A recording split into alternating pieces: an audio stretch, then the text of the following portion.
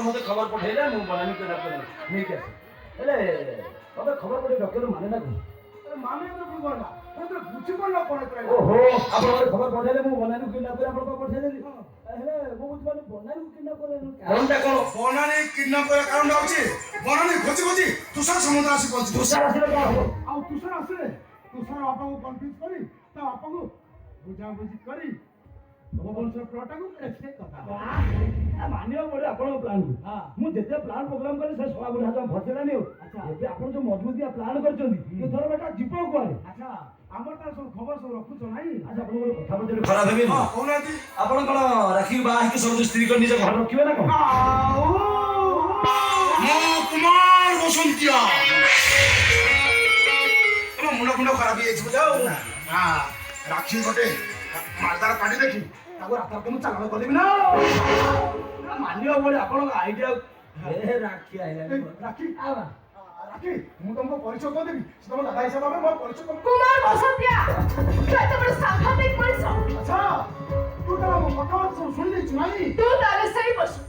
ଯେ ମୋ ମନୁ ଭାଇ ଶ୍ୱଶୁର ସାଙ୍ଗରେ ମିଶି ମୋ ବାପାକୁ ଧର୍ଷଣ କରିଥିଲା ଜୀବନକୁ ବର୍ବାଦ କରିଦେଇଥିଲା ଆଜି ମୁଁ ବୁଝିପାରୁଛି କାହିଁକି ସେଥିରେ ମୋ ବାପା ତମକୁ ଦେଖି ଚମକି ପଡ଼ିଥିଲା ତମ ସହିତ ମୋର ବାହାଘର ନ ହବ ବୋଲି ସେ କାହିଁକି ଚାକିରି ପାଇଁ ଆସିଥିବା ମୋ ବାପାକୁ ତମେ ଧର୍ଷଣ କରିଥିଲ ତା ଜୀବନକୁ ବର୍ବାଦ କରିଦେଇଥିଲ ଏଗୁଡ଼ା ଭାବିଲା ବେଳକୁ ମୋ ରକ୍ତରେ ନିଆଁ ଲାଗିଯାଉଛି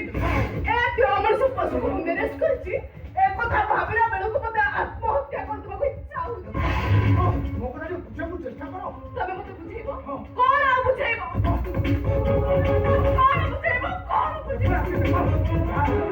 ଯାହାହେଲେ ବି ତମେ ମୋ ସ୍ତ୍ରୀ ଆଉ ମୁଁ ତମ ସ୍ୱାମୀ ମା ଯେତେ ଯାହା ଦୋଷ କଲେ କୁମାର ବାବୁ ତ ସ୍ୱାମୀ ନା ନାହିଁ ସ୍ୱାମୀ ଏମିତି ଅମଣିଷ ସ୍ୱାମୀର ସ୍ତ୍ରୀ ହେଇ ବଞ୍ଚିବା ଅପେକ୍ଷା ବରଂ ବିଧବା ହେଇ ବଞ୍ଚି ରହିବା ସ୍ୱାମୀ କେମିତି କଥା କହିଲେ ତ ଉଚିତ ହଉନି ସ୍ୱାମୀ କି କଥା କହିବା ଉଚିତ ନୁହଁ ହେଲେ ସ୍ୱାମୀ ହେଇ କଉ ମାଲଦାର ପାଟି ଦେଖି ଚାଲାଣ କରିବାକୁ ପ୍ଲାନ୍ କରିବାଟା ଏଇଟା ନିହାତି ଉଚିତ କଥା ନାହିଁ ତୁ ତାହେଲେ ଆମ ପ୍ଲାନ୍ ପ୍ରୋଗ୍ରାମ ବିଷୟରେ ସବୁ କିଛି ଜାଣି ସାରିଲଣି ନାଇଁ ମୁଁ ଏବେ ମନୁ ଭାଇ ପାଖକୁ ଯିବି ଆଚ୍ଛା ସବୁ ସମାଧାନ କରିବି ତାପରେ ଦେଖିବେ ତମ ଅବସ୍ଥା କଣ ମୁଁ ଦେଖିବି ଚା